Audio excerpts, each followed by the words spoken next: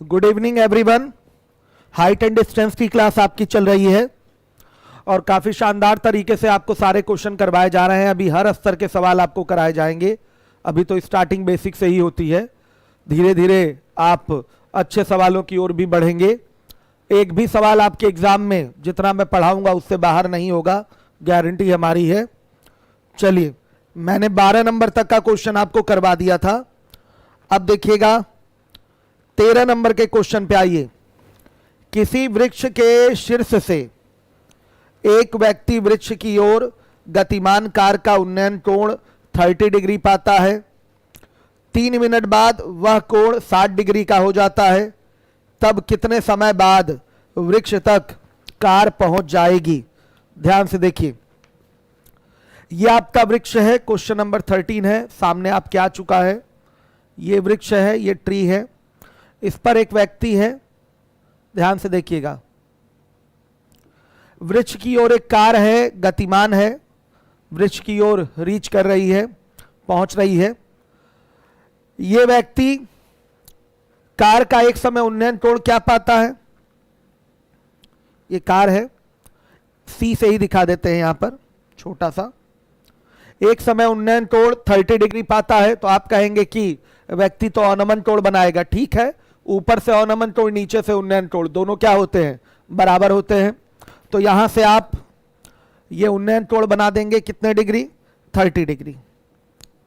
फिर बोला गया है 3 मिनट बाद वह कोण 60 डिग्री का हो जाता है। तो 3 मिनट में कार क्या होगी? यहां से और आगे बढ़ेगी और करीब पहुंचेगी वृक्ष के। तो यहां आ गई। ये जो डिस्टेंस ट्रेवल हुई है, ये 3 मिनट में ट्रेवल हुई है। ध्यान से देखिएगा, 3 मिनट में ट्रेवल हुई है। कार यहां पहुंची है। अब व्यक्ति यहां से उन्नयन कोण क्या पाता है? 60 डिग्री पाता है। यह सवाल है आपका। एक वृक्ष है, वृक्ष के ऊपर शीर्ष पे एक व्यक्ति बैठा है, वृक्ष की ओर गतिमान, वृक्ष की ओर आ रही गतिमान कार का उन्नयन कोण एक बार वो 30 डिग्री पा रहा है और 3 मिनट बाद उन्नयन कोण 60 डिग्री उसको दिखाई दे रहा है। ध्यान दीजिएगा। तो 3 मिनट में क्या होगा? कार यहां से उठ के यहां आ जाएगी, पोजीशन इसकी बदलेगी, वृक्ष के और ज्यादा करीब पहुंचेगी। तो अब पूछा है तब कितने समय बाद कार वृक्ष तक पहुंच जाएगी? तो डिसाइड करिए। समय शुरू से अंत तक का पूछा है कि केवल यहां से यहां तक का टाइम पूछा है?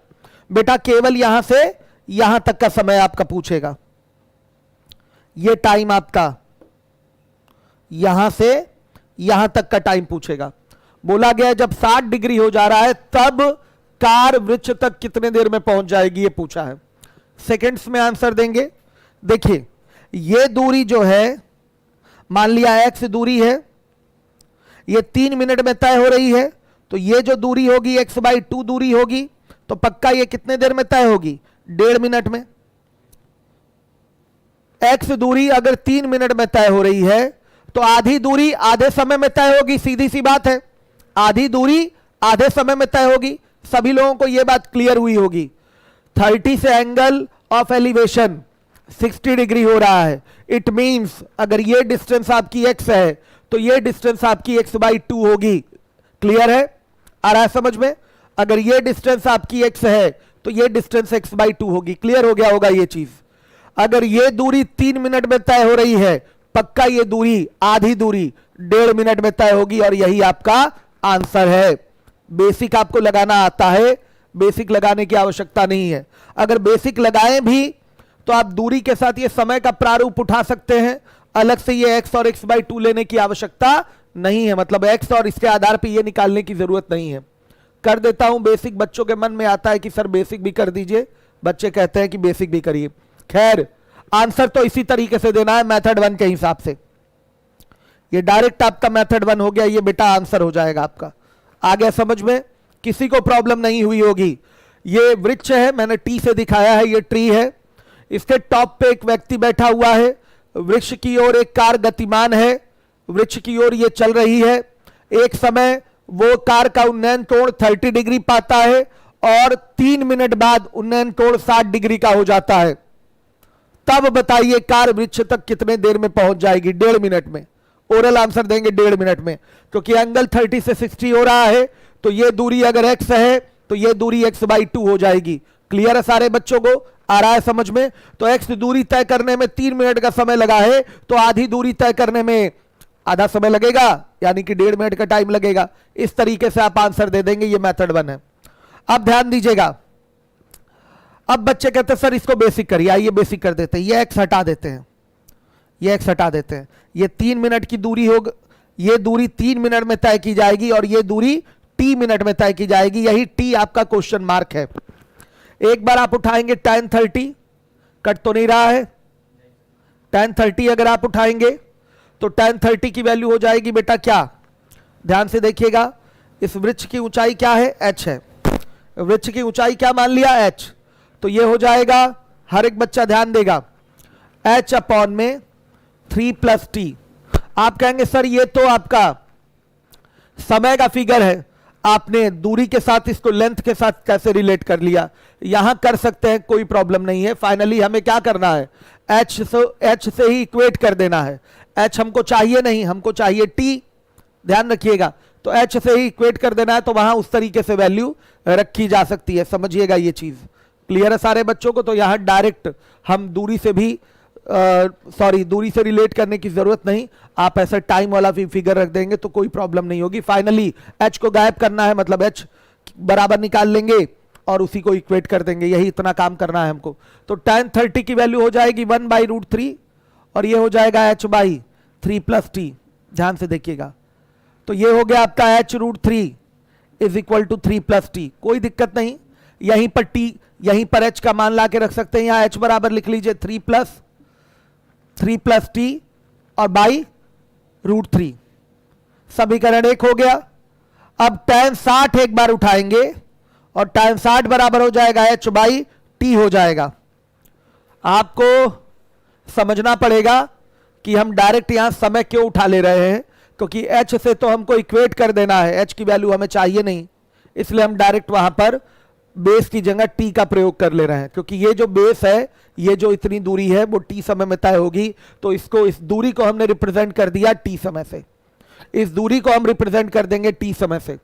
तो ये हो जाएगा आपका √3 = क्या, h/t। तो t बराबर क्या हो जाएगा बताइएगा, h/√3। समीकरण 2 हो जाएगा। आ रहा है समझ में? अब लिखेंगे समीकरण 1 तथा 2 से, हर एक बच्चा ध्यान देगा, इन दोनों को इक्वेट कर दीजिए। सॉरी, h बराबर निकालना है, h बराबर आएगा √3t, h की वैल्यू ही निकालनी है, इक्वेट कर दीजिए तो आएगा √3t बराबर 3 + t अपॉन √3। आ गया समझ में? हर एक बच्चा ध्यान देगा, तो t बराबर आ गया 1.5 मिनट। बच्चे इसका बेसिक पूछा करते हैं कि बताइए सर बेसिक क्या होगा, वही पुराना तरीका है बेसिक निकालने का। आपको t को निकालना है तो आप h को इक्वेट कर लीजिए, दो आपके समीकरण आएंगे, आपका एक बार tan 30 लेने पर और एक बार tan 60 लेने पर। h के साथ आपने समय वाला फिगर रखा है, तो हाँ मैंने ये मान लिया कि ये इस दूरी को रिप्रेजेंट करेगा 3 मिनट और इस दूरी को रिप्रेजेंट करेगा t मिनट। ठीक है, हमने ये मान लिया इसलिए वहां रख दिया। फाइनली हमें h तो निकालना नहीं है, हमें चाहिए t ही, तो h तो गायब ही हो जाएगा, तो t आपका निकल के आ जाएगा इस तरीके से, और ये आपका आंसर होगा। समझ में आया होगा सभी बच्चों को? अब आ जाइएगा, आपका 14 नंबर का क्वेश्चन है, 14 नंबर का सवाल है। एक भी सवाल आपके एग्जाम में, चाहे वो एनटीपीसी का एग्जाम हो, चाहे सीडीएस का पेपर हो, चाहे एसएससी टीयर 1 टीयर 2 हो, एक भी सवाल बाहर नहीं होगा। जितना पढ़ाऊंगा उसी के अंतर्गत आएगा और सबसे शॉर्टेस्ट वे में सारी चीजें आपको कराई जा रही हैं। अब देखिएगा 14 नंबर का क्वेश्चन है, भूमि से 1 किलोमीटर की ऊंचाई पर क्षैतिज तल में गतिमान किसी हवाई जहाज का उन्नयन कोण 60 डिग्री देखा गया तथा 10 सेकंड बाद उन्नयन कोण 30 डिग्री देखा गया। जहाज का एक समान वेग किलोमीटर प्रति घंटा में क्या है, यूनिफॉर्म वेलोसिटी मांगा गया है, यहां पर मैथ में आप यहां वेलोसिटी और स्पीड दोनों सेम समझेंगे, जबकि फिजिक्स में चीजें थोड़ा सा आपको डिफाइन करके बताना पड़ेगा। फिजिक्स चीज है नहीं, यहां पर स्पीड और वेलोसिटी दोनों सेम समझेंगे आप। एक समान वेग यानी कि यूनिफॉर्म वेलोसिटी आपसे पूछ रखा है, यानी कि यूनिफॉर्म स्पीड पूछ रखा है, आपसे ये निकालना है। और जानते हैं आपकी चाल बराबर क्या होता है, दूरी बटा में समय। किसी भी क्षण या किसी भी समय में कितनी दूरी तय की गई है, अगर वो पता चल जाए, वो अगर आपको पता चल जाए तो जहाज का आपको वेग या स्पीड पता चल जाएगा। क्योंकि चाल बराबर होता है बेटा दूरी बटा में समय। दूरी पता चल जाए और वो दूरी कितनी देर में तय हुई है तो तुरंत आप चाल निकाल लेंगे, कोई प्रॉब्लम नहीं होगी। देखिएगा, भूमि से 1 किलोमीटर की ऊंचाई पर क्षैतिज तल में ये गतिमान है। यहां पर हवाई जहाज, ध्यान दीजिएगा, यहां पर एरोप्लेन है। हर एक बच्चा देखेगा, ये भूमि तल से इसकी ऊंचाई कितनी है, 1 किलोमीटर। फिगर समझिएगा, ये एरोप्लेन है, भूमि तल से इसकी ऊंचाई क्या है, 1 किलोमीटर है। अब बोला गया है हवाई जहाज का उन्नयन कोण 60 डिग्री देखा गया, तो यह आधार हो जाएगा, समझिएगा ये चीज। और यहां से उन्नयन कोण क्या दिखेगा, 60 डिग्री। ये उन्नयन कोण क्या दिख गया, 60 डिग्री। हर एक बच्चा समझेगा इस चीज को। ये आपका आधार हो गया, आधार से ही तो ऊंचाई पर देखेंगे, एरोप्लेन को देखेंगे, तो ये उन्नयन कोण दिख गया यहां से 60 डिग्री। एरोप्लेन आपका क्षैतिज तल में गतिमान है, ऐसे नहीं जा रहा है, ऐसे चल रहा है एरोप्लेन, क्षैतिज तल में गतिमान है, समझिएगा। हवाई जहाज ऊपर जाके क्या हो जाता है, कैसे चलने लगता है, हॉरिजॉन्टल चलने लगता है, तो उसी तरीके से ये गतिमान है। तो देखिए, बोला गया है 10 सेकंड बाद उन्नयन कोण 30 डिग्री देखा गया। तो अब ये आगे बढ़ेगा, 10 सेकंड बाद एरोप्लेन यहां आ जाएगा। ध्यान से देखिएगा, ये दूरी 10 सेकंड में तय करके एरोप्लेन यहां आ जाएगा। यहां नहीं आएगा, यहां आएगा तो आपका ये कोण बढ़ जाएगा, समझिएगा। इधर नहीं आएगा, आगे ही जाएगा, तभी आपका उन्नयन कोण 30 डिग्री होगा, पीछे नहीं जा सकता। आप अगर यहां ले आएंगे तो अब तो कोण और बढ़ जाएगा ना, 60 से भी ज्यादा हो जाएगा, तो आगे ही जाएगा। तो 10 सेकंड में एरोप्लेन की पोजीशन चेंज होकर यहां पर हो गई। अब यहां पर उन्नयन कोण बेटा क्या हो रहा है आपका, यहां पर उन्नयन कोण क्या हो रहा है बताइएगा, 30 डिग्री हो रहा है, 30 डिग्री हो रहा है। तो पूछा गया है जहाज का एक समान वेग क्या होगा, यूनिफॉर्म वेलोसिटी क्या होगी। तो देखिए, अगर हमें बस ये पता चल जाए कि ये दूरी कितनी है, तो हमें पता है कि ये 10 सेकंड में तय की जा रही है। पेन ड्राइव उठाइए, 10 सेकंड में तय की जा रही है। हर एक बच्चा ध्यान देगा, अगर ये डिस्टेंस पता चल जाए तो हमारा काम हो जाएगा। सुनिए, ये फिगर सीधा है और इसको अब हम उल्टा कर देंगे। उल्टा कर देंगे तो आपके जाने पहचाने फिगर के रूप में ये परिवर्तित हो जाएगा। दिखाता हूं मैं अभी। श्योर है कि ये 30 है तो ये भी 30 होगा भाई, ये भी तो 90 है। ये उसकी ऊंचाई है, ऊंचाई कितनी है, 1000 मीटर है। हर एक बच्चा ध्यान देगा, 1000 मीटर है बेटा। यहां से अगर ये लाइन खींच देंगे तो ये भी क्या होगा आपका, 1000 मीटर ही होगा। ये भी एरोप्लेन की पोजीशन है, भूमि तल से 1000 मीटर की ऊंचाई पर है। ये दूसरी पोजीशन है एरोप्लेन की, ये भी आपकी 1000 मीटर की ऊंचाई पर ही होगा, समझिएगा। ये 30 है तो ये 30 हो जाएगा। हर एक बच्चा समझेगा इस चीज को जिम्मेदारी के साथ। ये 30 है तो ये 30 हो गया। ये 60 है तो ध्यान से देखिएगा, यहां पर अगर इसको ऐसे बढ़ा दें इस तरीके से, तो ये 60 है तो ये भी क्या हो जाएगा, 60 हो जाएगा। तो बेटा ये 1000 है तो ये भी तो अपना 1000 ही होगा, और ये भी तो 90 डिग्री होगा, समझिएगा। हर एक बच्चा समझे, चाहे यहां से आप नापे हाइट वो भी 1000 मीटर होगा, यहां से नापे हाइट वो भी 1000 मीटर होगा, या इसके हॉरिजॉन्टल आप आगे इस लाइन को बढ़ा दे तो यहां से भी इसकी हाइट देखी जाए इस पॉइंट की, तो ये भी 1000 मीटर ही होगा। कहीं भी उठा ले ये क्या होगा, 1000 मीटर ही होगा, समझिएगा। अब इसमें से इतना फिगर जो है आपका सीधा है, अभी इसी पोजीशन में आपका फिगर बनना है।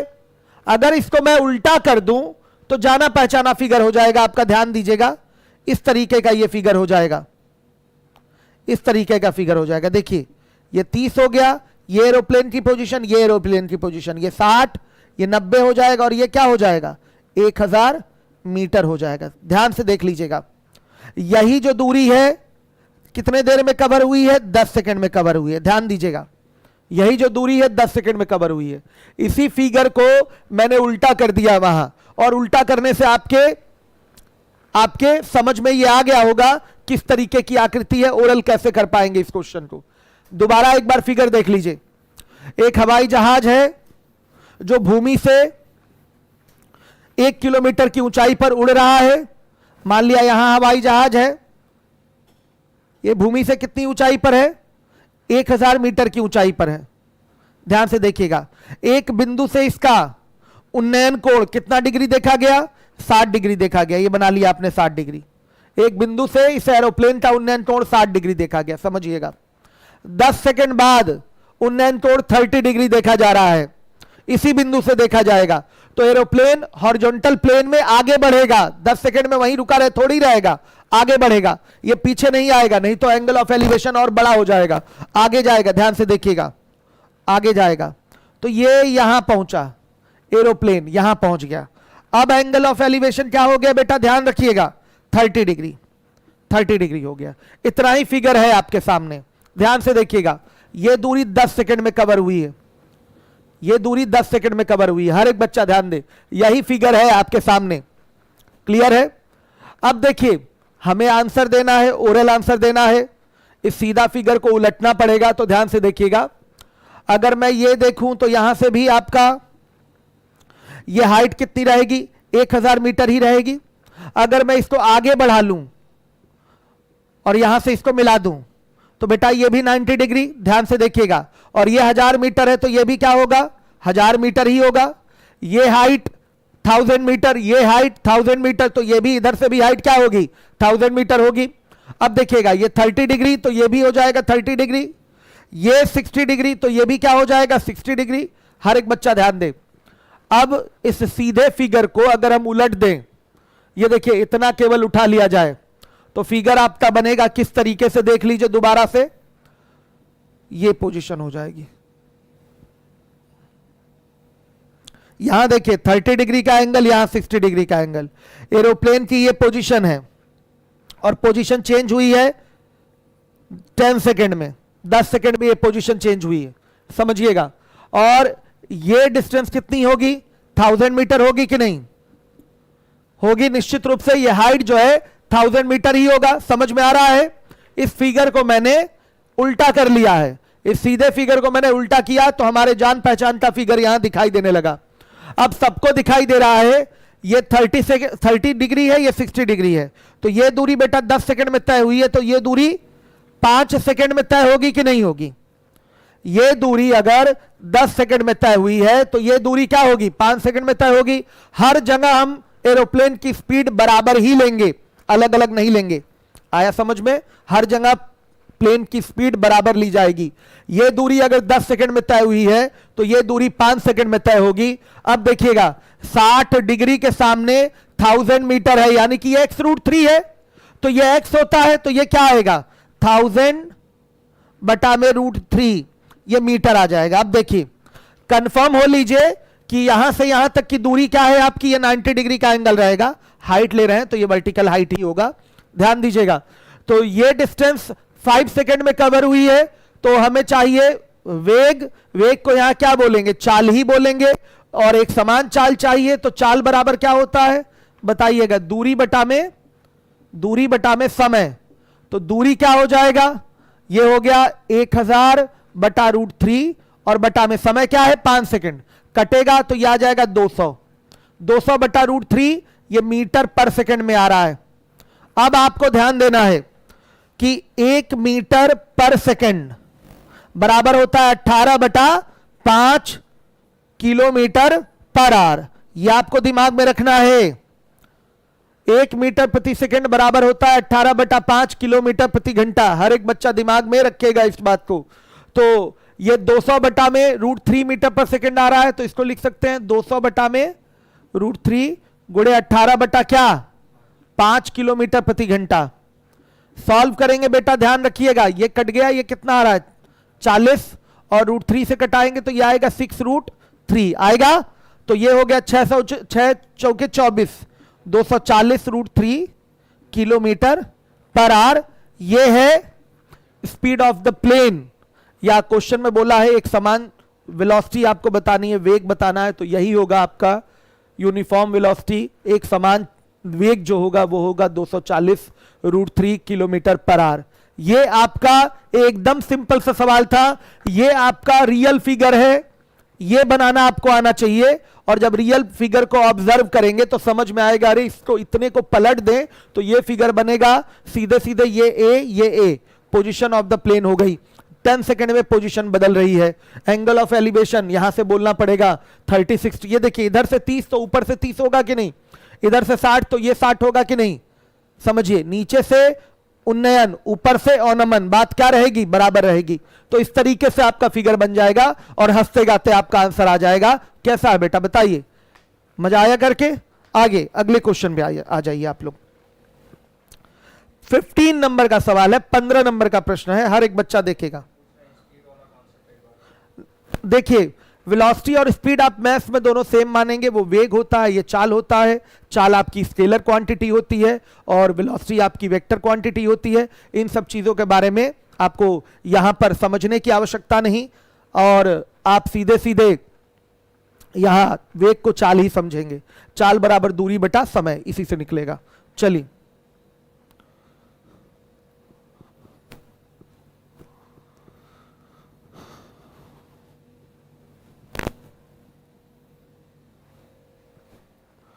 देखिएगा, 15 नंबर का सवाल है, 15 नंबर का क्वेश्चन।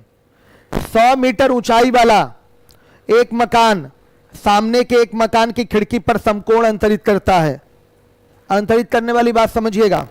यदि जमीन से खिड़की की ऊंचाई 64 मीटर है तो दोनों मकानों के बीच की दूरी क्या होगी। देखिएगा ध्यान से, ये आपका 100 मीटर ऊंचा एक मकान है और ये दूसरा मकान है, और इसकी यहां खिड़की है, विंडो, डब्लू से दिखा दिया, ये विंडो है, और विंडो की ऊंचाई कितनी है, 64 मीटर है। फिगर बनाइए, ये इनको जोड़ने वाली आधार रेखा हो गई। मकान खड़ा होगा तो वर्टिकली खड़ा होगा, तो यहां 90 डिग्री का एंगल बनाएगा ही बनाएगा। एक मकान है जो 100 मीटर ऊंचा है, सामने वाले मकान की खिड़की पर समकोण अंतरित कर रहा है। तो अंतरित करने वाली बात मैंने बताई थी कि इस खिड़की पे आप आइए, इस खिड़की पे आप आइए और इसके टॉप को देखिए और इसके बॉटम को देखिए, यानी कि बेस को देखिए, सिर से पैर तक देखिए किसी व्यक्ति के, तो बोला जाएगा वो व्यक्ति आपकी आंख पर क्या कर रहा है, थीटा कोण अंतरित कर रहा है। तो वही चीज है, ये मकान सामने वाली मकान की खिड़की पर समकोण अंतरित कर रहा है। इसका मतलब क्या, यहां से आप आंख गड़ा के देखेंगे, देखिए यहां से देखेंगे, खिड़की से आप देखेंगे, इसके टॉप को देखेंगे, इसके बॉटम को देखेंगे, तो एक रेखा टॉप पे जाएगी, एक रेखा बॉटम पे जाएगी। समझिएगा बात को, दो रेखाएं ही तो आंख से निकलेंगी आपकी, एक टॉप पे जाएगी और एक बॉटम पे जाएगी। तो ये बोला जाएगा कि ये जो मकान है, सामने वाले मकान की खिड़की पर कोण अंतरित किया, और वो कोण कितने डिग्री का है, 90 डिग्री का, 90 डिग्री का कोण है। इस तरीके से हमने एक आयत यहां बना दिया, तो ये 90 डिग्री का कोण माना जाता है। बार बार यहां 90 लिखने की आवश्यकता नहीं है। हो गया ये। अब देखिए खिड़की की ऊंचाई क्या है, 64 मीटर है। खिड़की 64 मीटर ऊंचा है। अब मकान कितना ऊंचा है उससे हमको मतलब नहीं है, मकान कितना ऊंचा है उससे हमको मतलब नहीं है। दोनों मकानों के बीच की दूरी पूछा है, यानी कि ये डी, ये मिलाने वाली, दोनों मकानों के आधारों को मिलाने वाली ये रेखा है, और यही उनके बीच की क्या होगी, दूरी होगी। डी क्वेश्चन मार्क है, डी बेटा आपसे पूछ रखा है, ध्यान दीजिएगा जिम्मेदारी के साथ। अब देखिए यहां से कंस्ट्रक्शन कर देंगे, ये 90 डिग्री पर एक परपेंडिकुलर ड्रॉ कर दिया जाएगा, अनिवार्य है। 90 डिग्री पर क्या कर देंगे, एक परपेंडिकुलर ड्रॉ कर देंगे। देखिएगा, तो देखिए ये डी होगा तो ये भी क्या होगा, डी हो जाएगा, क्योंकि एक आयत बनता हुआ दिखाई दे रहा है आपको।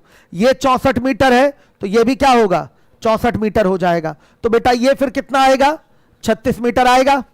डी की वैल्यू चाहिए, आप ज्योमेट्री के भी माध्यम से दिखा सकते हैं। जब मैं आपको सिमिलरिटी पढ़ाऊंगा तो वहां यह चीज दिखाऊंगा, इस तरीके का समकोण त्रिभुज का फिगर बनता है, और समकोण जहां बन रहा है उसके शीर्ष से सामने लंब खींच देते हैं, यानी कि कर्ण पे जब लंब डाल दिया जाता है तो क्या होता है, इस लंब की जो माप होती है इन दोनों के गुणनफल का वर्गमूल होती है।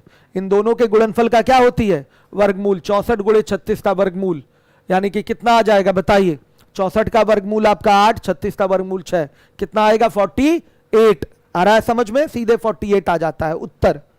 यह आपका ज्योमेट्रिकल प्रॉपर्टी से कर सकते हैं आप, लेकिन यहां हम लोग हाइट एंड डिस्टेंस की बात कर रहे हैं, तो पहले हाइट एंड डिस्टेंस वाली बात समझ लीजिए। क्वेश्चन नंबर ये 15 है। मेथड 1 की बात की जाए, ध्यान से देखिएगा, ये मेथड 1 है। ये आपका क्या होगा बेटा, अगर अल्फा है तो ये कोण क्या आ जाएगा, 90 माइनस अल्फा आ जाएगा। सहमत है? हर एक बच्चा देखेगा पूरा ये कोण क्या है, 90 डिग्री है। समकोण अंतरित करने वाली बात सबको समझ में आ गई है। एक मकान जो है सामने वाले मकान की खिड़की पर समकोण अंतरित कर रहा है। मकान 100 मीटर ऊंचा है और खिड़की की जो ऊंचाई है आधार से 64 मीटर है। तो ये मकान मैंने लिया, यहां ये खिड़की हो गई, ध्यान दीजिएगा, जिसकी ऊंचाई आधार से 64 मीटर है। यहां अपना आंख गड़ाइए, आंख से देखेंगे तो इस मकान के टॉप को देखेंगे और बॉटम को देखेंगे तो दो ही रेखाएं तो आपकी आंख से जा रही हैं पूरा इस मकान को देखने के लिए। एक टॉप पे जाएगी, एक बॉटम पे जाएगी, ऊपर से नीचे देख लीजिए। आया समझ में? तो ये हो गया आपका, ये हो गया आपका देखना इस खिड़की से इस मकान को। तो बोला क्या जाएगा, ये मकान इस खिड़की पर या आपकी आंख पे, खिड़की पे आंख गड़ाए हुए हैं, तो मकान खिड़की पर 90 डिग्री का कोण अंतरित कर रहा है, 90 डिग्री का एंगल सबटेंड कर रहा है। समझ रहे हैं इस बात को? या खिड़की पर 90 डिग्री का एंगल सबटेंड करना या आपकी आंख पर 90 डिग्री का सबटेंड एंगल सबटेंड करना, इस बात को हम पहले भी आपको समझा चुके हैं। कोण अंतरित करना, ये बात कैसे निकल के आती है वो चीज आपको क्लियर हो चुकी है। तो देखिए, अगर इस कोण को बेटा मैं अल्फा मान लूं तो ये 90 माइनस अल्फा हो जाएगा। तो आइए यहां पर एक बार उठाते हैं हम कॉट अल्फा। तो ये होता है आधार बटा में लंब। हर एक बच्चा देखेगा, हर एक बच्चा कॉट अल्फा क्या, tan अल्फा ही उठा लीजिए, कोई दिक्कत नहीं। tan अल्फा बराबर लंब बटा आधार, तो 64 बटा क्या हो जाएगा, d। सही है? यहां tan अल्फा ले रहे हैं तो ये लंब हो जाएगा, ये आधार हो जाएगा। समीकरण 1 हो गया। दूसरा आइए देखिए, यहां लिखेंगे tan 90 माइनस अल्फा बराबर हो जाएगा 36 बटा में d। समीकरण 2 हो गया। मत अभी मत लीजिए, tan 90 माइनस अल्फा को बोल सकते हैं कॉट अल्फा बराबर 36 बटा डी। देखिएगा ये समीकरण 2 हो गया। क्लियर है सारे लोगों को? आ रहा है समझ में? अब समीकरण 1 और 2 का गुणा कर देंगे, लिखेंगे समीकरण 1 गुणे समीकरण 2 से क्या हो जाएगा, tan alpha into cot alpha बराबर 64 बटा डी और गुणे 36 बटा डी। देखिएगा बेटा, tan अल्फा से कॉट अल्फा कैंसिल हो गया, रेसिप्रोकल है, तो क्या आ रहा है, डी स्क्वायर बराबर 64 गुणे 36 आया। तो डी बराबर क्या, अंडर रूट 64 गुणे 36। बोलिए कितना हो गया डी बराबर 48 मीटर। यानी कि दोनों मकानों के बीच की दूरी 48 मीटर है। दोनों मकानों के बीच की दूरी 48 मीटर है। ध्यान दीजिएगा हर एक बच्चा जिम्मेदारी के साथ, यह तरीका है। एक बार और फिगर समझ लीजिए, एक बार फिगर और समझा दे रहा हूं। देखिए बोला गया है एक 100 मीटर ऊंचा मकान है, सामने वाले मकान की खिड़की पर समकोण अंतरित करता है और खिड़की की आधार से ऊंचाई क्या है आपकी 64 मीटर है। तो मकान की ऊंचाई से मतलब नहीं है हमको, केवल खिड़की से मतलब है। यहां आ गया डब्ल्यू, विंडो। तो अंतरित करने का मतलब क्या होगा, ये अंतरित कर रहा है, इसका मतलब अगर आप खिड़की से इसके टॉप को देखेंगे और इसके बॉटम को देखेंगे तो यहां कितने डिग्री का एंगल बनेगा, 90 डिग्री का एंगल बनेगा। समझ में आया? ये सबटेंडेड एंगल वाली बात पहली क्लास में भी बताई जा चुकी है आपको। अब देखिए ये ऊंचाई बेटा कितनी है, 64 मीटर है, और ये मकान की ऊंचाई 100 मीटर है। हमें यहां खिड़की तक की ऊंचाई 64 मीटर पता है। कंस्ट्रक्शन अनिवार्य है, ध्यान से देखिएगा। ये 90 डिग्री यहां से परपेंडिकुलर खींच लीजिए। दोनों आधारों के बीच की दूरी डी आपसे पूछा गया है। दोनों मकानों के बीच की दूरी डी आपसे पूछा गया है, तो दोनों मकानों के बीच की दूरी डी यही होगी। मकान जब भी खड़ा होगा तो वर्टिकली खड़ा होगा। आ रहा है समझ में? मकान जब भी खड़ा होगा तो क्या खड़ा होगा, वर्टिकली खड़ा होगा। हर एक बच्चा ध्यान देगा, ये डी है तो ये भी क्या होगा, डी होगा। हर एक बच्चा देखे, ये एक आयत है। क्या है बेटा, ये एक आयत है। हर एक बच्चा देखेगा तो ये डी है तो ये भी डी है। तो इसको अल्फा बोल दीजिए, पक्का ये 90 माइनस अल्फा आएगा। एक बार tan अल्फा उठा लीजिए, एक बार tan 90 माइनस अल्फा उठा लीजिए। सामने फिगर आपके है, तो एक tan 90 minus alpha cot alpha हो जाएगा। मल्टीप्लाई करेंगे तो tan कॉट कट जाएगा, केवल डी का वैल्यू आपका एक बार में निकल आएगा। कोई प्रॉब्लम? अब देखिए यहीं पर अगर मैं मेथड 2 की बात कर लूं, अगर मैं मेथड 2 की बात करूं, याद रखिएगा ये चीज, अगर ये 90 डिग्री का कोण है, ये ए है, ये बी है, ये सी है, यहां से इस पे आपने लंब एक खींच रखा है, ये डी है, ये अगर ए है, ये बी है, और ये अगर पी है, या अगर ये डी है, अगर ये डी है, तो ज्योमेट्री में आपको ये बताया जाता है, मैं प्रूव भी करवाऊंगा जब ज्योमेट्री पढ़ाऊंगा, तो होता क्या है, डी स्क्वायर बराबर ए इंटू बी, ये होता है, क्या आता है, डी स्क्वायर बराबर ए इंटू बी आता है। ज्योमेट्री में ये चीज बताई जाएगी, देखिएगा यहां पर राइट एंगल ट्रायंगल है, हर एक बच्चा समझेगा, ये राइट एंगल ट्रायंगल है, यहां पर ये राइट एंगल है, आ रहा है समझ में। यहां से आपने एक परपेंडिकुलर ड्रॉ कर लिया है, और इस परपेंडिकुलर की लेंथ डी है, जो इस हाइपोटेनियस को, कर्ण को दो भागों में बांटी है, ए और बी में बांटी है, तो डी का स्क्वायर बराबर होता है ए इंटू बी। ज्योमेट्री की चीज है, वहीं बताऊंगा मैं डिटेल में। तो बेटा डी बराबर क्या आ जाएगा, बताइएगा, अंडर रूट ए बी। उसी के माध्यम से अगर इस सवाल को आप करना चाहें तो ये बेटा 64, तो ये भी 64, तो ये कितना 36 हो जाएगा, ए की वैल्यू 36, बी की वैल्यू 64, इसी में रख देंगे, आंसर आ जाएगा। बोलिएगा होगा कि नहीं, ये हो जाएगा आपका 36 इंटू 64, कितना आ रहा है 48 मीटर, ये आपका आंसर है। ज्योमेट्री के सहारे ये बोला जा सकता है, बिना आप tan cot का प्रयोग किए भी इसका आंसर दे सकते हैं, लेकिन tan cot का प्रयोग ज्यादा जरूरी है, आपको हाइट एंड डिस्टेंस सीखना है, ये तो ज्योमेट्री में सीखेंगे ही, ये नियम कैसे ये आता है ये भी मैं बताऊंगा आपको डिटेल में। चलिए आ जाइए, अब अगला सवाल है 16 नंबर का। नाव में बैठा एक व्यक्ति देखता है कि एक चट्टान के शिखर पर स्थित मीनार का उन्नयन कोण 60 डिग्री है। चट्टान के शिखर पर मीनार है, समझिएगा, तथा चट्टान के शिखर का उन्नयन कोण 30 डिग्री है। मीनार की ऊंचाई अगर 60 मीटर हो तो चट्टान की ऊंचाई क्या होगी। नो प्रॉब्लम, फिगर बनाइएगा, फिगर बनाते ही आंसर आपके हाथ में। बड़े मजे के साथ एक एक क्वेश्चन लगाइए आप, मजा आएगा आपको। 16 नंबर का क्वेश्चन है, ध्यान से देखिए, ये चट्टान है, क्या है, चट्टान है, ऊपर क्या है बेटा, मीनार है, समझिएगा। तो बोला गया है नाव में बैठकर एक व्यक्ति एक चट्टान के, यहां पर देखिए, यहां मान लिया नदी है, नाव में यहां एक व्यक्ति बैठा है, मीनार के शिखर का ये उन्नयन कोण कितना देखता है वो बता दीजिए, कितना डिग्री देखता है, 60 डिग्री देखता है। आ रहा है समझ में। यहां ये व्यक्ति है, नाव में बैठा एक व्यक्ति है, ये आपका मीनार का शिखर है, मीनार के शिखर का उन्नयन कोण ये कितना देखता है, 60 डिग्री देखता है, समझिएगा। ये है आपका चट्टान, और चट्टान का शिखर ये है, इसका उन्नयन कोण ये यहीं से कितना देख रहा है बताइए, 30 डिग्री देख रहा है, यहां से ये उन्नयन कोण 30 डिग्री देख रहा है। बोला गया है मीनार की ऊंचाई 60 मीटर है, ये देखिएगा, मीनार की ऊंचाई यहां से कितना है, 60 मीटर है। तो पूछा गया है, बताइए, पूछा गया है कि चट्टान की ऊंचाई क्या होगी। यह एच आपसे पूछ रखा है, यह एच आपसे पूछा है। बेसिक तो करने की आवश्यकता नहीं है कि कर दें, बताइए जैसा कहिए। बेसिक अगर करना है बेटा तो इसको आपको मानना पड़ेगा। आइए पहले मेथड 1 डायरेक्ट करता हूं, फिर बेसिक बताऊंगा, ठीक।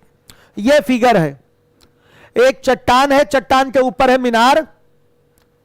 बोला गया है कि नाव में एक व्यक्ति बैठा हुआ है, मतलब निश्चित रूप से यह क्या होगी, नदी होगी यहां कहीं। यहां नाव में एक व्यक्ति बैठा हुआ है, मीनार के शिखर का उन्नयन कोण 60 डिग्री देखता है, यह मीनार का टॉप है। ऊपर देखेगा यह पूरा उन्नयन कोण 60 डिग्री बनेगा। और फिर चट्टान के शिखर का, यह चट्टान है, चट्टान का यह शिखर होगा, जो मीनार का पाद होगा, यानी कि फुट ऑफ द मीनार होगा, समझिएगा, वो क्या होगा आपका, इसका शीर्ष होगा। इसका क्या होगा, शीर्ष होगा, चट्टान का शीर्ष। तो यहां से चट्टान के शीर्ष का उन्नयन कोण वो कितना देख रहा है बताइएगा, 30 डिग्री देख रहा है। तो यहां से रेखा जाएगी, ये 30 डिग्री होगा। पूछा गया है बताइए कि चट्टान की ऊंचाई क्या होगी। करूं ओरल, देखिएगा, मेथड 1 से कर रहा हूं। ये 30, ये 90 पक्का होगा, ये कितना आएगा, 60 आएगा बेटा, बताइए 60 आएगा। ये बेटा 60 है, ये 90 है, तो ये कितना 30 आएगा। आ रहा है, वही फिगर बना 30 से 60 वाला, याद आया। 30 से 60 वाला बना कि नहीं बना, तो 30 से 60 वाला फिगर बनता है। तो ये अगर x है तो ये x/2 होगा, श्योर है। 30 से 60 के लिए कर दिया। अगर बेटा ये x होगा तो ये x/2 2 होगा। इसका मतलब h बराबर क्या आ गया 60/2 यानी कि 30 मीटर। ये डायरेक्ट आपका आंसर आ जाएगा, समझिएगा। ये आपका मेथड 1 है, स्क्रीनशॉट ले सकते हैं एक ही बार में। देखिए ये 90 है, ये 30 है तो ये 60 आएगा, ये 90 है, ये 60 है तो ये 30 आएगा। फिगर वही वाला बन गया आपका, फिगर आपका वही वाला बन गया, समझिएगा। ये कितना है आपका 30 डिग्री, ये कितना है 60 डिग्री, समझिएगा। सही है कि नहीं? तो ये आपका कितना है 60 है, ये कितना हो जाएगा 30 हो जाएगा कि नहीं? फिगर थोड़ा सा गड़बड़ हो गया, जगह नहीं था ना इधर, तो ये थोड़ा छोटा दिख रहा है। लेकिन आप मैथ्स लगा रहे हैं तो आपको पता है कि आंकड़े पर ही सब कुछ टिका हुआ है। ये 30 तो ये क्या है 60, मतलब ये 60 तो ये दूरी कितनी हो जाएगी 30 हो जाएगी। तो डायरेक्ट बताइए, बच्चों की तरह यहां फिगर उल्टा करने की जरूरत नहीं है, सीधे दिखाई दे रहा है 30 से 60, इसका मतलब ये डिस्टेंस x तो ये डिस्टेंस x/2, तो ये 60 मीटर तो ये पक्का क्या होगा, ये आपका 30 मीटर होगा। हो गया, ये आपका डायरेक्ट होगा एग्जाम में। इस तरीके से जो क्वेश्चन आपके हाइट एंड डिस्टेंस में पूछे जाते हैं मैक्सिमम जो होते हैं 30, 60 और 45 पे होते हैं, इनके लिए तो डायरेक्ट आप फिगर बनाएंगे आंसर देंगे। बाकी और भी एंगल आ जाएंगे तो फिर बेसिक आपको करना पड़ेगा, और बेसिक तो मैं सिखा ही रहा हूं हर एक क्वेश्चन का। जैसे इस सवाल का आपको बेसिक करना है, कोई प्रॉब्लम नहीं। निकालना क्या है आपको, h निकालना है, ध्यान से देखिएगा, h निकालना है।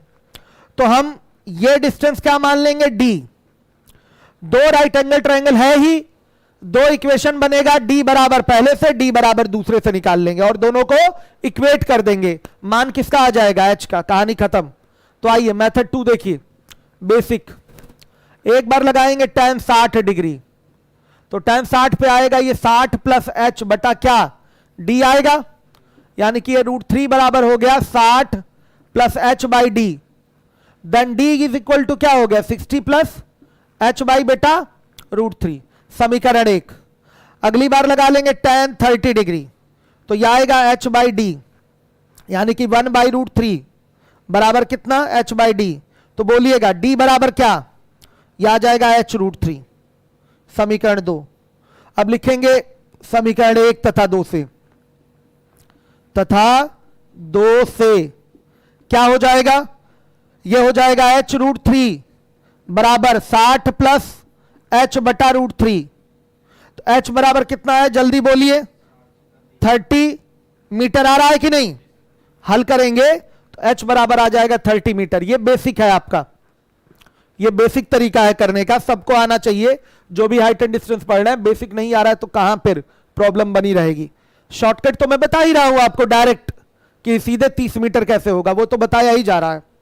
चलिए हर एक बच्चा ध्यान दे जिम्मेदारी पूर्वक। अब आ जाइए 17 नंबर के क्वेश्चन पे आइए, 17।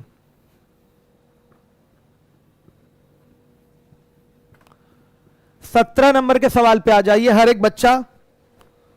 17 नंबर के क्वेश्चन पे आइए। एक मकान सामने वाले मकान की खिड़की पर समकोण अंतरित करता है तथा पहले मकान के पाद से खिड़की का उन्नयन कोण 60 डिग्री है। यदि दोनों मकानों के बीच की दूरी 6 मीटर है तो पहले मकान की ऊंचाई क्या होगी? बड़े आराम से आप फिगर बनाते ही आंसर की प्राप्ति कर लेंगे। ये पहला मकान है और पहला मकान सामने वाले मकान की खिड़की पर क्या कर रहा है, समकोण अंतरित कर रहा है। ध्यान से देखिएगा, ये समकोण अंतरित कर रहा है तो ये फिगर यहां से बना लिया। हर एक बच्चा देखिए यहां कितने डिग्री का एंगल, 90 डिग्री का एंगल। बोला गया है दोनों मकानों के बीच की दूरी क्या है, 6 मीटर है। और ये बोला है कि पहला मकान पहले मकान के पाद से खिड़की का उन्नयन कोण 60 डिग्री है। तो पहले मकान का ये क्या हुआ, पाद हुआ बेटा, बताइए। यहां से खिड़की का उन्नयन कोण क्या है, 60 डिग्री।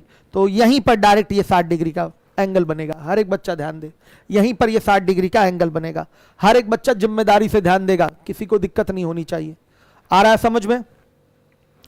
हो रहा है। देखिए अब ये विंडो इससे भी ऊपर हो जाए, कोई फिगर में गड़बड़ी नहीं है, क्योंकि ये तो ऊंचाई दी नहीं गई है, तो हम यहां पर बाध्य नहीं है कि इसी के नीचे रखें। हम हो सकता है विंडो और ऊपर कर सकते हैं, हमारी मर्जी, समझिएगा इस चीज को, ठीक है। उससे हमारे आंसर पे कोई प्रभाव नहीं पड़ने वाला है। ये ऊंचाई नहीं पता है हमको, हर एक बच्चा जिम्मेदारी से देखेगा। ठीक है। अब देखिए यहां से आप परपेंडिकुलर ड्रॉ करेंगे, अनिवार्य है। यहां से आपने क्या किया, परपेंडिकुलर ड्रॉ किया, हर एक बच्चा देखेगा जिम्मेदारी के साथ। अब देखिए ये 60 डिग्री का एंगल है तो पक्का क्या होगा, ये 60 डिग्री का एंगल होगा। अब ये पूरा 90 है, ये 60 है, तो ये क्या होगा 30 डिग्री। कितना होगा 30 डिग्री। हर एक बच्चा देखिए क्या हो जाएगा 30 डिग्री। अब देखिए ये 6 मीटर है तो ये भी क्या होगा 6 मीटर होगा। हर एक बच्चा ध्यान दे, ये 6 मीटर है तो ये भी क्या होगा 6 मीटर होगा। समझिएगा इस चीज को, ये 6 मीटर तो ये भी 6 मीटर। अब ये 60 है, ये x√3 होता है, ये क्या होता है, ये आपका x होता है, तो पक्का ये 6√3 होगा। माप ऐसी आई है, इसका मतलब ये नीचे ही है। कोण के हिसाब से ये माप इस तरह से निकल के आया है, मतलब खिड़की क्या है, इससे नीचे ही है। समझिए इस चीज को, पहले नहीं पता था, अब पता चला है खिड़की इससे नीचे ही है। समझिएगा, आंकड़ा देखकर पता चल रहा है खिड़की नीचे ही रहेगा। 6√3 हो गया, आ रहा है समझ में। अब चलिए देखिए, अब आपका ये 6 मीटर है, ये 30 डिग्री है, तो ये x√3 होता है, ये x होता है, तो ये आएगा 6/√3 यानी कि 2√3। आ रहा है समझ में। 6/√3 का मतलब क्या हो गया 2√3। ये पहला मकान है आपका,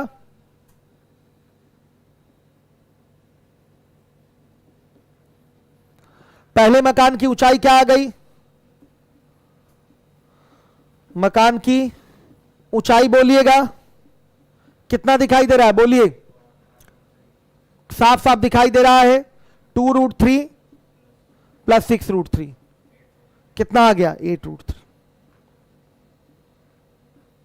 हर एक बच्चा ध्यान दे, यह आ गया आपका 8√3, यह आपका आंसर आ गया 8√3। कोई डाउट नहीं होना चाहिए किसी को। देखिए जैसे ही ये 6 मीटर, दोनों आधारों के बीच की दूरी पता चल रहा है, ये भी 6 मीटर हो जाएगा आयत के कारण। ये 60 डिग्री है तो ये भी 60 हो जाएगा। ये पूरा 90 है तो 60 तो ये 30 हो गया। 60 तो ये 30 होगा कि नहीं, बता दीजिए आप लोग। ये 60 तो ये 30 हो गया। अब देखिए ये 6 मीटर है तो 30 के हिसाब से ये 6/√3 हो जाएगा, शॉर्टकट पता होना चाहिए। 60 के हिसाब से ये 6√3 हो जाएगा, दोनों को जोड़ देंगे तो पहले मकान की ऊंचाई आ जाएगी 8√3 मीटर। यही आपका आंसर है। समझ में आया, यही आपका आंसर है। हर एक बच्चा देखे जिम्मेदारी के साथ। चलिए आइए, अब इसके बाद है आपका अगला सवाल, 18 नंबर का सवाल है। सभी बच्चे ध्यान दें, डायरेक्ट किया, पूरा 10 टॉट उठाने की हमको आवश्यकता नहीं है, आदत इसी की डालिए। 18 नंबर का प्रश्न है आपका, दो मीनारों के पादों को मिलाने वाली रेखा के मध्य बिंदु से मीनारों के दो मीनारों के पादों को मिलाने वाली रेखा के मध्य बिंदु से मीनारों के शिखरों के उन्नयन कोण क्रमशः 60 डिग्री तथा 30 डिग्री हैं। मीनारों की ऊंचाइयों का अनुपात क्या होगा। देखिए एक मीनार बेटा ये है और एक मीनार आपका ये है। इसको आप h1 बोलिए इसकी ऊंचाई, और इसकी ऊंचाई क्या बोलिए h2 बोलिए। समझिएगा, इसको थोड़ा ऊपर लीजिएगा क्योंकि मिलाने वाली जो आधार रेखा है इसके मध्य बिंदु M से दोनों के उन्नयन कोण अलग अलग हैं। दोनों के उन्नयन कोण क्या है, अलग अलग। ये उन्नयन कोण यहां 60 डिग्री है और यहां से उन्नयन कोण 30 डिग्री है, मतलब ये ज्यादा ऊंचाई पर है पहला वाला मीनार और ये कम ऊंचाई पर है। आपको एंगल देखकर समझना पड़ेगा। ये आ गया आपका 60 डिग्री, ये आपका आ गया 30 डिग्री। समझिएगा, अब देखिएगा बोला गया है उनकी ऊंचाइयों का अनुपात क्या होगा। बड़ी नॉर्मल सी बात है, अगर ये डिस्टेंस हम x बोल दें तो क्या ये भी डिस्टेंस x होगी, बताइए बेटा, होगी। अगर ये डिस्टेंस x है तो ये भी डिस्टेंस क्या होगी, x होगी। या x ना बोलकर ये डिस्टेंस अगर 1 है तो ये भी डिस्टेंस 1 होगी। आ रहा है समझ में। तो अब ध्यान दीजिएगा, 60 का आधार 1 है और 1 का मतलब ये x होता है, x बराबर 1, तो ये बनेगा x√3 यानी कि ये √3 आ जाएगा। सहमत है। अब देखिए 30 डिग्री के लिए आधार 1 है यानी कि x√3 होता है, तो x बराबर क्या आएगा 1/√3। सहमत है। आपने अपने 30 और 60 वाले रिलेशन का यूज किया है, बहुत अच्छे से यूज कर रहे हैं और इसके माध्यम से कहीं भी आपको tan cot उठाने की जरूरत नहीं पड़ रही है, जहां पर एंगल 30, 60 और 45 दिखाई दे रहा है। बोला गया है ना ये दो मीनार हैं, मान लिया ये पहला मीनार, इसकी ऊंचाई h1, इसकी ऊंचाई h2। फिगर चूंकि बनाना है, फिगर अगर हम गड़बड़ भी बना दें तो भी हमारा आंसर मैच करेगा, याद रखिएगा। फिगर अगर हम यहां गलत भी बना दें तो भी हमें कोई दिक्कत नहीं होने वाली है, हमारा आंसर मैच करेगा। ठीक, देखिए मध्य बिंदु तो लेना ही है। मध्य बिंदु जब ले रहे हैं, ये मिलाने वाली आधार रेखा हो गई, तो ये डिस्टेंस अगर x है तो ये भी डिस्टेंस x होगी, या x नहीं लेना चाहते हैं, ये डिस्टेंस 1 है तो ये भी डिस्टेंस 1 होगी। तो बताइए 60 डिग्री आधार 1 हो गया, तो ये लंब कितना आएगा बताइए, √3 आएगा कि नहीं। 60 के लिए मैंने सिखाया है कि ये x होता है और ये x √3 होता है, तो x बराबर 1 तो ये √3 हो जाएगा x √3 की वजह से। यहां देखिए 30 के सामने क्या आएगा, आधार इसका x √3 होता है और ये लंब x होता है, तो x √3 बराबर 1, तो x बराबर 1/√3 हो गया। अब पूछा गया है h1 और h2 का रेशियो आपसे पूछा गया है, तो क्या हो जाएगा h1 h2 का रेशियो, देखिएगा √3 क्या 1/√3, सही है। तो रेशियो क्या आएगा 3:1।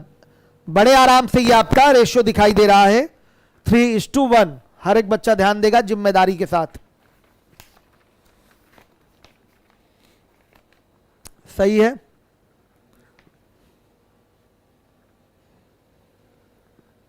आ रहा है ना समझ में सबको, समझिएगा जिम्मेदारी के साथ। क्वेश्चन नंबर था 18, ऐसे ही लगाना है एग्जाम में आपको। अब आ जाइए अगले सवाल पे, 19 नंबर का क्वेश्चन है। 19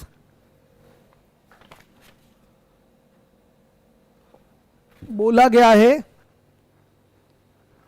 एक मीनार अपने आधार की सतह में स्थित एक बिंदु A पर अल्फा कोण अंतरित करती है। देखिए ये मीनार है, ये इसका आधार हो गया, आधार में एक बिंदु A स्थित है, इस पर ये मीनार जो है अल्फा कोण अंतरित कर रही है, मतलब यहां से मीनार के टॉप को देखेंगे और मीनार के बेस को देखने वाली रेखा यही आधार रेखा ही हो जाएगी।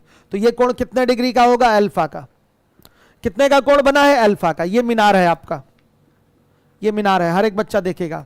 एक मीनार अपने आधार में स्थित एक बिंदु A पर, ये आधार है इसका, क्षैतिज रेखा यही आधार होगी, आधार में स्थित बिंदु A पर अल्फा कोण अंतरित करती है। उन्नयन कोण वगैरह की बात नहीं बोला है, किस बिंदु से इसके शीर्ष का उन्नयन कोण अल्फा है, ये नहीं ऐसे बोला है। क्या बोला है कि ये इस पे अल्फा कोण अंतरित करती है। इसका मतलब क्या, ए बिंदु से इसके टॉप को देखेंगे, इसके बॉटम को देखेंगे, दो रेखाएं जाएंगी और यहां कोण बन जाएगा अल्फा।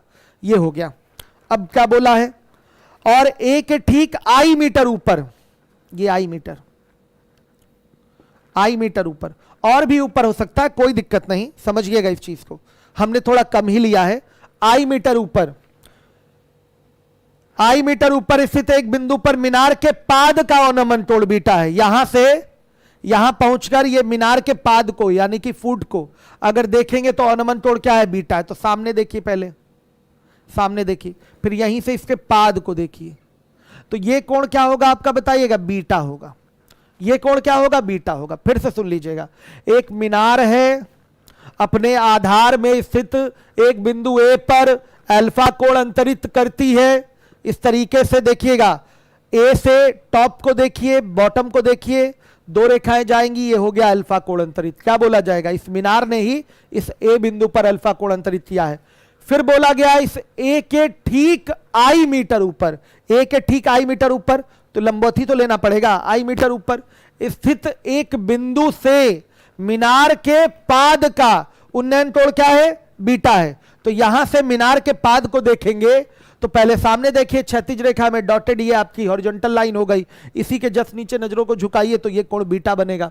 आ गया समझ में, क्लियर है सारे बच्चों को। तो पूछा गया है, बताइए मीनार की ऊंचाई क्या होगी। मीनार की ऊंचाई h है, यही क्वेश्चन मार्क है। तो देखिए बेसिक से ही करना पड़ेगा आपको, बेसिक से करेंगे तो कैसे होगा, ध्यान दीजिएगा। ये डिस्टेंस आपको d बना लेना है। क्या ले लेना है, d।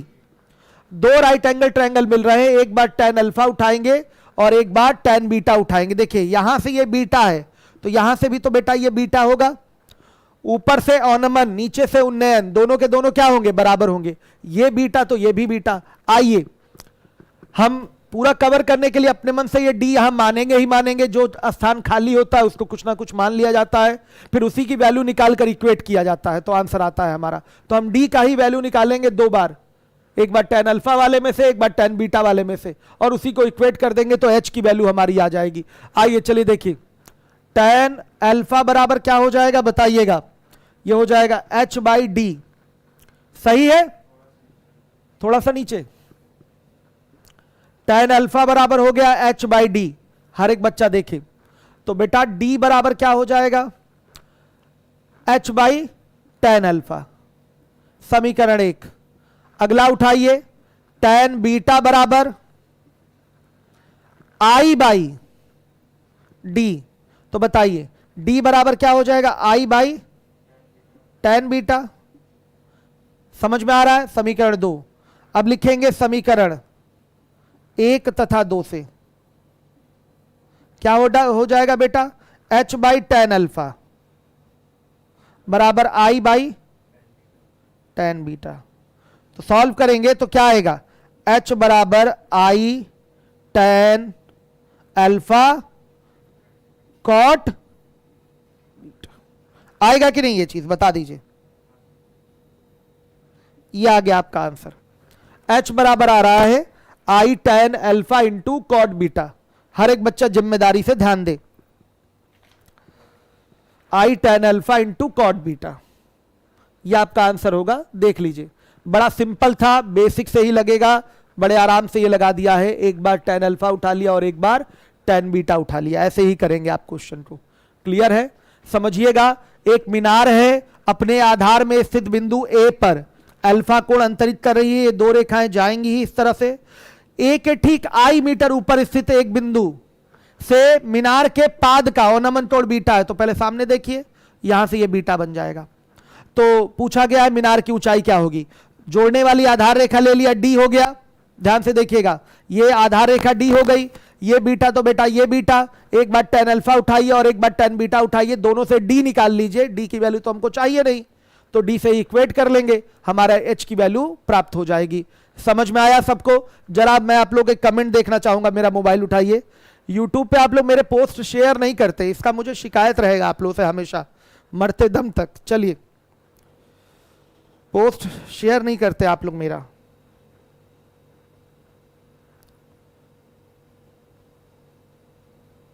चलिए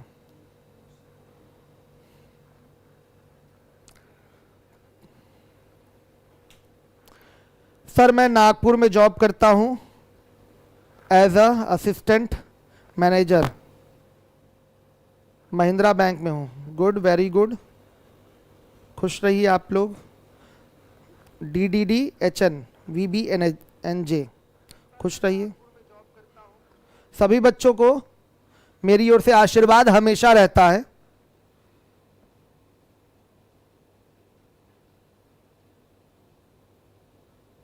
चलिए, प्लेलिस्ट बना है कि नहीं, इसका बना है ना, चलेगा, बहुत बढ़िया।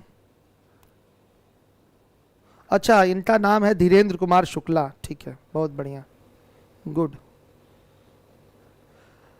नंदू बिन की इनकी बात सुनिए भाई, शेयर कर दिया करिए। आप लोग मेरी बेइज्जती कराते हैं, मेरे सब्सक्राइबर जो हैं कम हैं, ठीक है, अब मुझे लगती है थोड़ी बेइज्जती, ठीक है। इतना अच्छा खासा लंबा चौड़ा मैथ्स पढ़ाने वाला टीचर, कम सब्सक्राइबर रखा हुआ है, तो कहीं ना कहीं से बेइज्जती। अब पहले मैंने कभी ध्यान ही नहीं दिया, हमें ज़रूरत ही नहीं लगी यूट्यूब की, इसलिए मैंने कभी इस पर काम ही नहीं किया।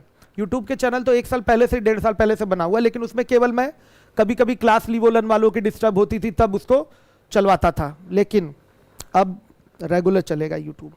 आप लोग लेकिन शेयर करते रहिए, ये गलत बात है, ये गलत है।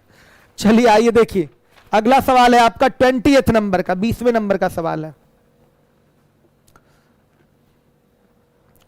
20 नंबर का बच्चों प्रश्न है आपका, देखिएगा।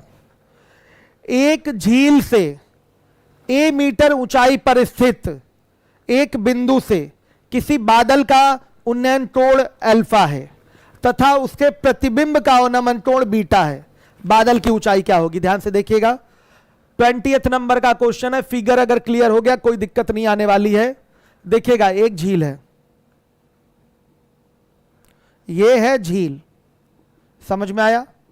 ये झील है। झील की सतह से कितना ऊपर? ए मीटर ऊपर। ये झील की सतह से इसकी ऊंचाई हो गई ए मीटर ऊपर। ए मीटर ऊपर स्थित किसी बिंदु से आप देख रहे हैं तो एक बादल है यहां पर। बादल का उन्नयन कोण क्या दिखाई दे रहा है? अल्फा दिखाई दे रहा है। समझिएगा, फिगर क्लियर कर लीजिए।